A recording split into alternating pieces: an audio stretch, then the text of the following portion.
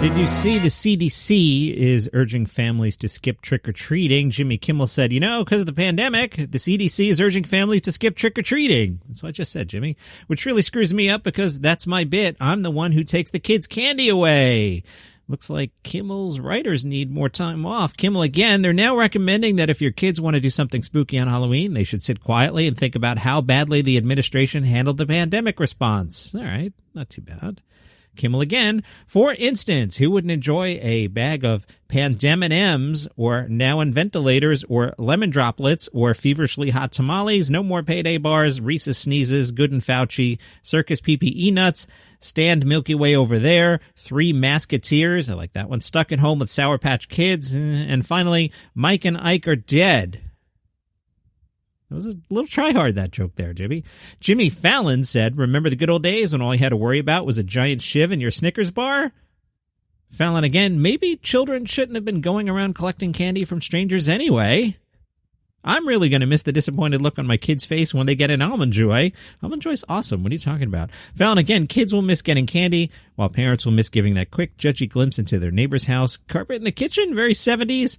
And Fallon, yeah, Halloween will be different if you see a house covered in cobwebs. Those aren't decorations. Those are people who haven't gone outside since March. Now, I know everybody's getting excited for Hubie Halloween. I don't have to tell you what that is. You know that it's the new Adam Sandler movie coming to Netflix on October 7th. Who is not excited? And, if you listen to the podcast, you know how much I love Adam Sandler movies. Can you believe it's been 9 years since 2011's Jack and Jill? I'm hoping that in 2021 they put out a collector's edition Blu-ray 10th anniversary, maybe some deleted scenes from that comedy gem. Adam has had so many great roles over the years. You remember when he played Brenner in Pixels? What a great film that is. Playing Tommy in The Ridiculous Six. Who doesn't love The Ridiculous Six? Zohan and You Don't Mess with the Zohan, that comedy classic. Playing Chuck and I Now Pronounce You Chuck and Larry. Yep, great film there. The remake of The Longest Yard, clearly better than the Burt Reynolds classic, absolutely. Longfellow Deeds and Mr. Deeds, classic. And I guess along the way, maybe he made The Wedding Singer, 51st Dates, and he's on a peak. Uncut Gems is actually a good film. So this all brings us to... Cinema Blend wrote an article called 7 Reasons Adam Sandler Comedy Movies Usually Hit with Fans, but Not Critics, and I thought I'd read it. If you are new to the podcast, when I do these article episodes, I do them cold. I don't pre-read the article, not because I'm lazy, I just want to react in the moment. Cinema Blend writes, take a quick glance at Adam Sandler's movie lineup since Making Billy Madison, and you're sure to find a glaring trend. Oftentimes, critics hate his comedy movies. Some big exceptions are Happy Gilmore and The Wedding Singer, as well as dramatic movies like Punch Drunk Love and last year's Uncut Gems.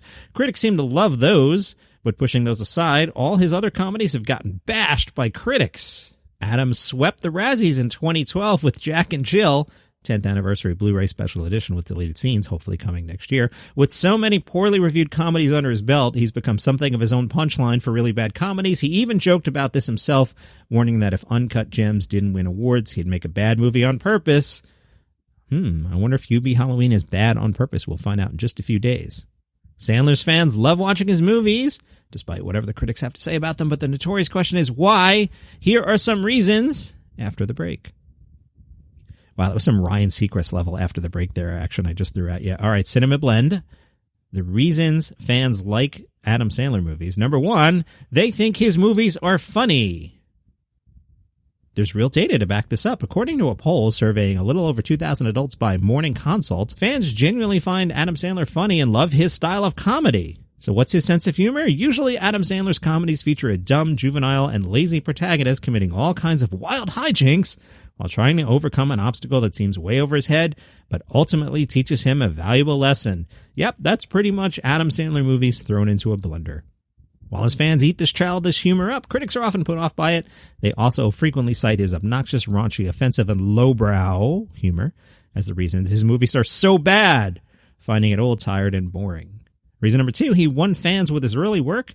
He was on Saturday Night Live. He did the Hanukkah song, Lunch Ladyland, and the Opera Man. By the way, and if you listen to my weekly show called The Weekly Comedy Thing on Live by Live, we're coming up to the time of the year where I get to play the Adam Sandler Hanukkah song, but you might not know this.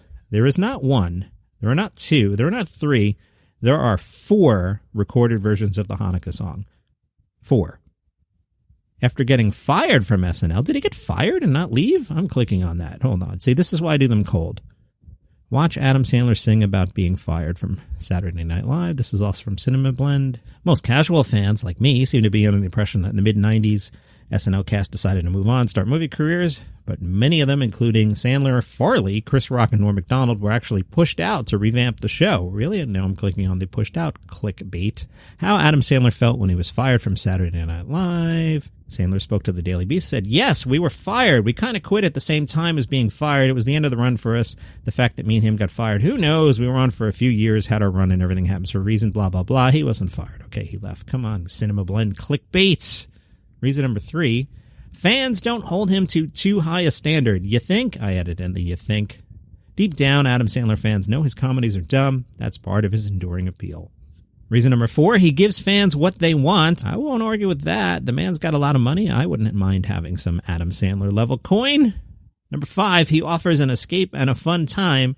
I mean, Jack and Jill, it's a fun time, man. 10th anniversary Blu-ray special edition with deleted scenes and hopefully a commentary track coming out in 2021. We can only cross our fingers. Next reason is fans relate to him. Yeah? I'm not a fan, so I don't know. Fans relate to him. And number 7, it's a love-hate thing. And the writer says, "I have to admit I fall into this camp, and I'd wager there are quite a few fans out there who have a love-hate relationship with his movies too." What does that even mean? It's something along the lines of fully realizing his comedies aren't good, but at the same time watching and enjoying them nevertheless. See, I just stop with the realizing his comedies aren't good. And that's it. There's no love-hate. There's no watching them. No. My kids still talk to this day about how I banned them from renting Jack and Jill on demand for like $5. Nope, not letting you do it. I'd rather set the $5 on fire. But I am going to buy that Blu-ray special edition with deleted scenes and commentary track, hopefully coming out in 2021. All right, that is an Adam Sandler episode. Don't know what the point was, but hey, Hubie Halloween coming out in a couple days. All right, subscribe to the podcast, and you know the deal. I'm going to go watch Uncut Gems, his best.